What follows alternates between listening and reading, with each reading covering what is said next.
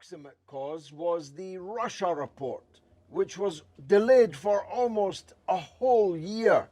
And we now know the reason why. There's nothing actually in it. It doesn't even qualify as idle gossip. As Andrew Neil, the anti-Russia hawk BBC guru, put it, the problem with the press conference accompanying the report was that the government could or would give not a single example of Russian interference in British elections, neither in the referenda in Scotland in 2014 and across the UK as a whole on Brexit in 2016.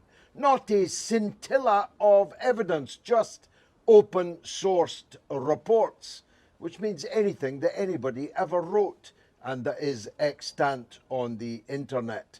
We've got 7 intelligence services in Britain with a budget of many billions of pounds. If President Putin was really standing in the Kremlin working out how he could affect the outcome in British electoral matters, you'd think one of those intelligence services would be able to produce one sliver of evidence, but evidence there was none. The implied point is that Russia wanted Scotland to vote for separatism.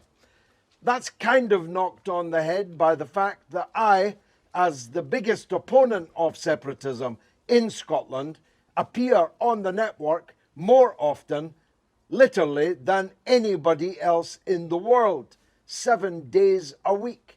Plus this broadcast, I'm on RT. Yeah, I'm never done hammering Scottish nationalism. Funny that. But the big enchilada was the search to find some evidence that some voter in Sunderland or in Swansea voted for Brexit because President Vladimir Putin told him to.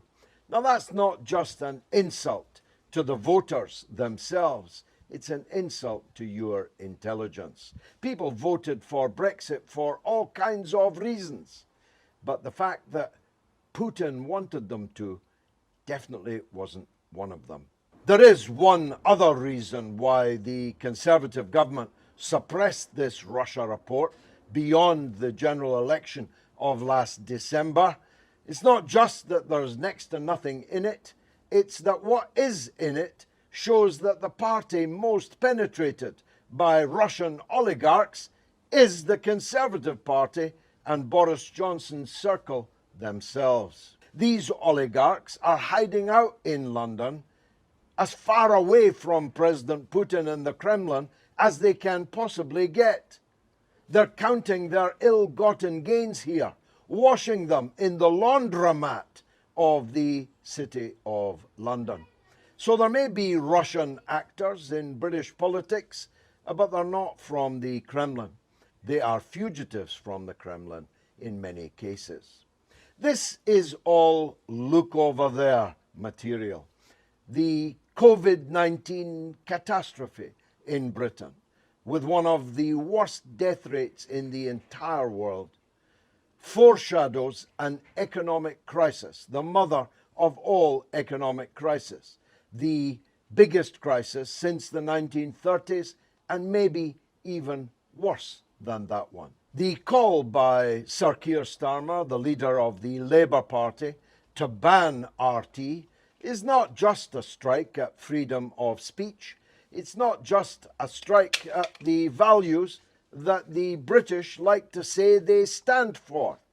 It is an attempt to suppress alternative takes on events, which has drawn more and more and more people towards RT over the last few years. It will not succeed. RT will continue, whether Keir Starmer likes it or not, and whatever the British government does or doesn't do. Because our motto is question more. And the more we question, the better the answers we'll get. We will make America great again.